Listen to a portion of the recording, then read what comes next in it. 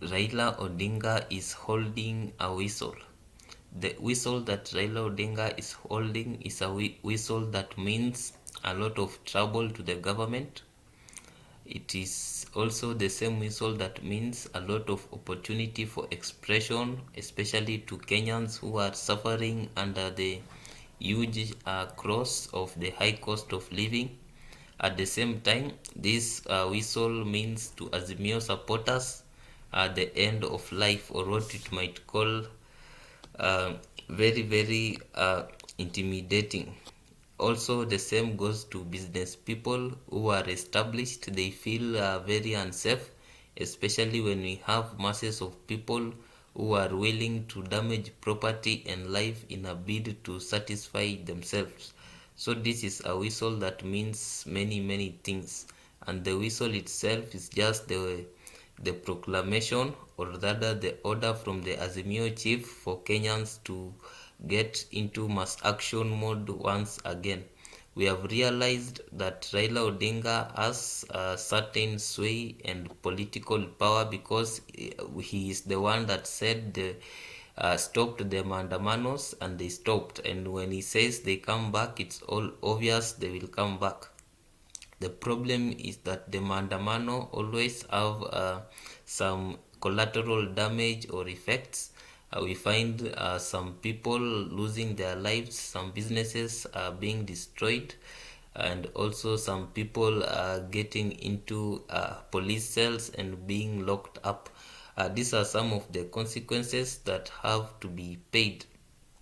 But it is clear that the Azimio chief wants to put this government in a tight corner, in a position whereby the government has no choice but to say yes to the demands of the Azimio chief, Raila Odinga.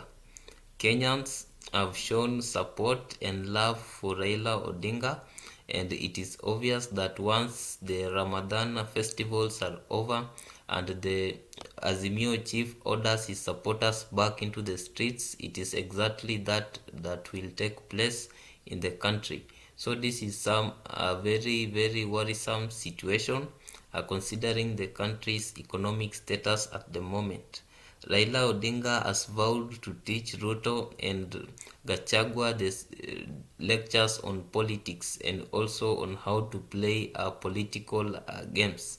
Raila seems adept at his game, and this can only be attributed to years of experience in doing politics. The question is, will these mandamanos be the end of the end of Ruto's government?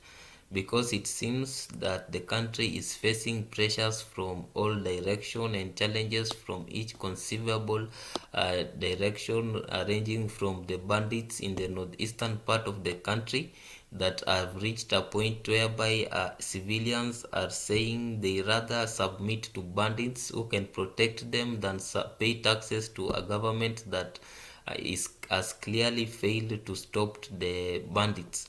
So this is a situation that is going to shake the government to its roots unless a miracle happens, or unless Ruto listens to each and every of Raila's demands, which will only mean that the Nusumkate and the handshake will come together to him, and he has to, one way or the other, accept, because this is the only option.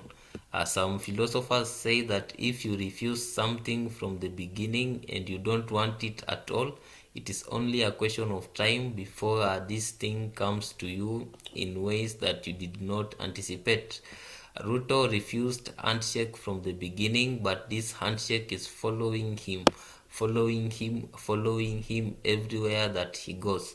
It is very apparent that Ruto will find himself settling for this handshake because the voices of the people are very strong, especially in revolt to the high cost of living, whereby Kenyans are suffering from multidimensional poverty, where providing for families is no longer possible. Most of the Kenyans are surviving on one meal a day, and the rest, poverty is really high. So The reality is poverty will always be in this world, but once poor people see that there is someone to blame, and there is someone who can be attached, whereby they can channel their frustration. And if you put now this person in the form of the government, the poor people will rally behind the person that is giving them this kinds of direction, because a hunger is beyond reason, and a hungry man should eat first in order to reason properly. The president Ruto has been on record telling people that carrying sufurias and doing dances in the streets will not resolve the cost of living. But I beg to differ, because a hungry man cannot reason. The only reasoning that a hungry man does is that of getting food. And this is why people will get back to the streets and disturb the government after Ramadan celebrations are over. Thank you for watching this video. Like, share, and subscribe to our channel.